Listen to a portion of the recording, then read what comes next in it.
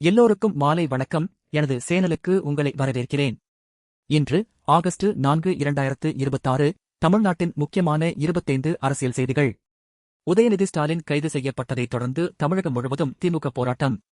உதயநிதியை ரிமாண்ட் செய்யும் எண்ணம் இல்லை, விசாரணைக்குப் பிறகு ஸ்டேஷன் ஜாமீனில் விடுவிக்கப்படும் என்று அரசு உயர்நீதிமன்றத்தில் தெரிவித்தது.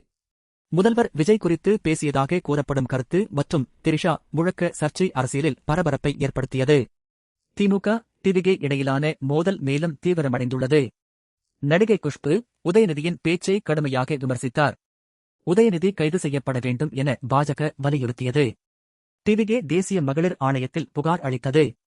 தமிழக அரசியல் வட்டாரத்தில் மரியாதையான அரசியல் பேச்சு குறித்து விவாதம் தீவிரமடைந்தது.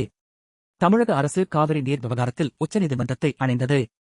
கர்நாடகா உரிய அளவு காவிரி நீரை விடவில்லை என தமிழகத்தின் மனு. எதிர்க்கட்சிகள் அரசின் நடவடிக்கையை அரசியல் பழிவாங்கல் என விமர்சித்தன. காவல்துறையின் நடவடிக்கைக்கு ஆளும் தரப்பு ஆதரவு தெரிவித்தது.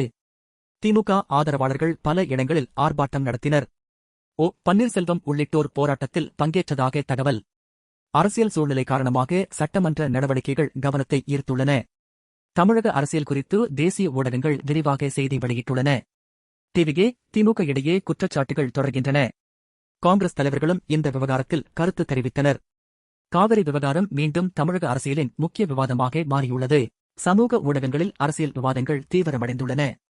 தமிழ்நாடு அரசியல் தொடர்பான தேசிய அளவிலான கவனம் அதிகரித்துள்ளது.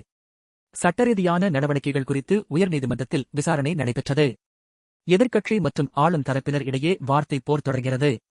அரசியல் பதற்றம் காரணமாக பாதுகாப்பு ஏற்பாடுகள் பலப்படுத்தப்பட்டுள்ளன.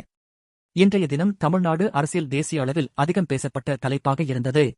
புதிதாக ஏதேனும் கூடுதல் தகவல் சேர்க்கலாம் என்று நினைத்தால் கமெண்ட் பண்ணுங்க. மீண்டும் நாளைய செய்திகளில் பார்க்கலாம். நன்றி, வணக்கம்.